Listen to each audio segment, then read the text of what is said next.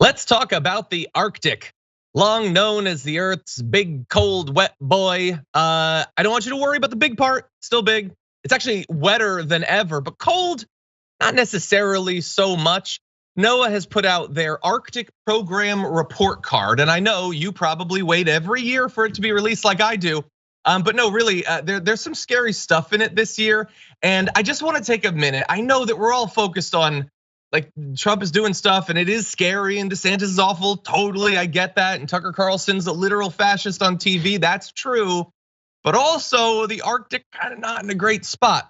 And so they say that the once reliably frigid and frozen Arctic is becoming wetter, nice, and stormier, with shifts in its climate and seasons that are forcing local communities, wildlife, and ecosystems to adapt. And I know what you're thinking. I know that it's in bad shape. Yes, that's good. You clearly watch the show, but do you know how bad of shape it is?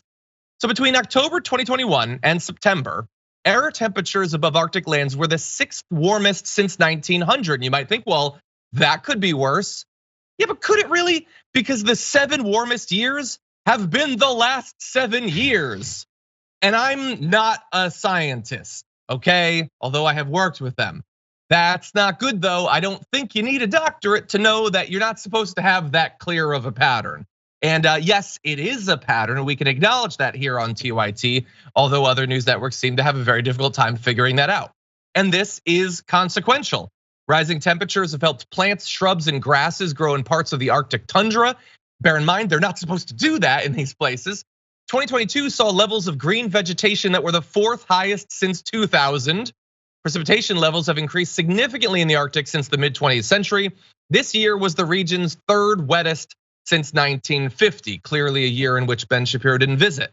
But anyway, this might be good news for people who like a nice walk in the rain, or maybe for farmers who want to develop the Arctic, but this is not how it's supposed to work. And in some cases, individual events are making history too. A September heat wave in Greenland caused the most severe melting of the island's ice sheet for that time of the year in over 4 decades of continuous satellite monitoring. So I've never seen anything like this before. Last year, an August heat wave caused it to rain at the ice sheet summit for the first time. It's not supposed to be able to do that. And this is having a lot of other effects. So we're gonna really zoom in and take a look at how this is affecting actual people's lives and animals' lives as well. But JR, what do you think? Well, the first question, or at least the first thought comes is, so how do we stop this? What is the source? Of course, we know the overdevelopment of so many things we do, and ignore how much our politicians and people in power ignore the problem. So those minds aren't necessarily being changed swiftly enough, let's say, to mitigate this damage, or at least slow it down or calm it down or cease it about where it is, which again will take some more time. It's already flowing, right? So the next question, at least in my mind, is, so how do we survive? What's next? Because we know the next, the consequences of this happening, because people may say, who cares? Nobody lives in the Arctic.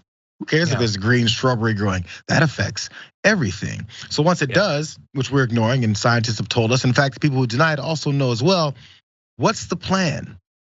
People with money and power and influence and positions to do something don't have much of a problem, because who cares? We're better than everyone else. How about the folks who have to live in areas and in climates and environments that are hard to live in?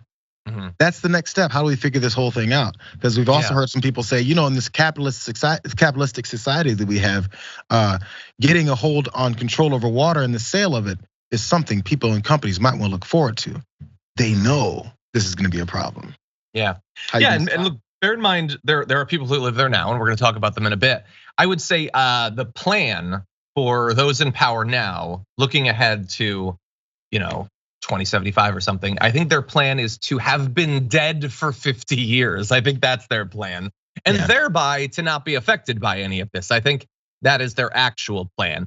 I know some will say, hey, well, I know, JR, you were just talking on your show about the nuclear fusion, which I will admit is a good development, but probably not gonna save us in time. Thankfully, we're not gonna go in depth in this, we talk about it often. We have all of the technologies we need to stop this. We just don't necessarily yet have the will, and that hopefully is something we can work on.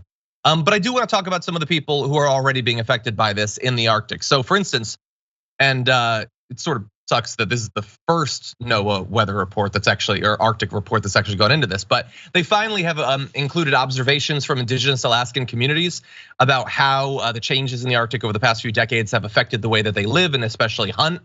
They say the sea ice retreat forced hunters to travel as far as 100 miles from their homes to find walruses during the spring harvest. The thinning of sea ice has also made seal hunting dangerous in some communities. Obviously, you can't necessarily trust the ice below you.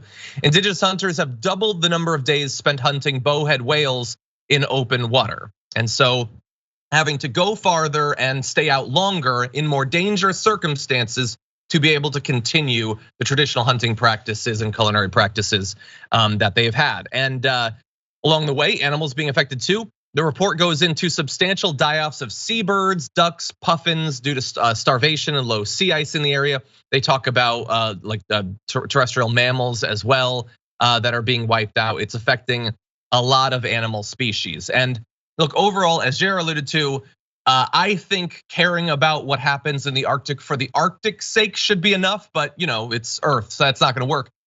So what you need to know, regardless of where you are around the world, is that warming at the top of the Earth will raise sea levels worldwide.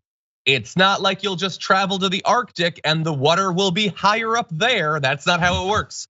And the heating caused by this and the sea level increase caused by this will influence extreme weather events like heat waves and rainstorms, not just in the Arctic and not just along the coast. It will affect weather far inland as well. And by the way, the top line finding of this report is that the Arctic continues to warm more than twice as fast as the rest of the globe, with even greater warming in some locations and times of year.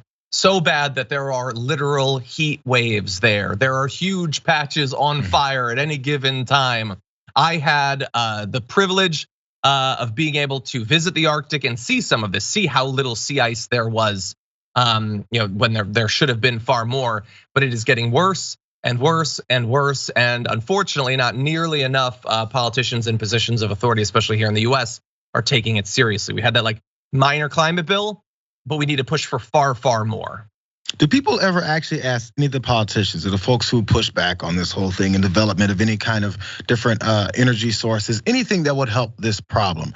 After they deny that any of it's happening or you guys are lying, you're making money off of this, then as this is happening, because it's obvious, do you not believe that we see literally the difference between previous to now?